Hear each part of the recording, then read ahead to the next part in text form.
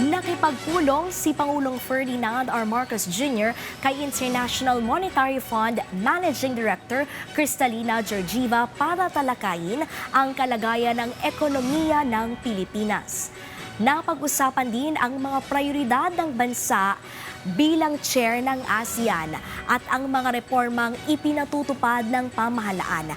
Iginiit ng Pangulo na sa pamamagitan ng maayos na pamamahala, matibay na mga patakaran at kooperasyon sa mga kasosyo tulad ng IMF, mananatiling matatag at patuloy na lalago ang ekonomiya ng Pilipinas. Nag-courtesy call din sa Pangulo si Singapore Deputy Prime Minister at Minister for Trade and Industry Gan Kim Yong upang talakayin ang mas pinaigting na kooperasyon ng Pilipinas at Singapore sa larangan ng kalakalan at pamumuhunan. Kabilang din sa mga napag-usapan ang pagpapatatag ng partnership sa mga umuusbong na industriya tulad ng artificial intelligence at malinis na enerhiya.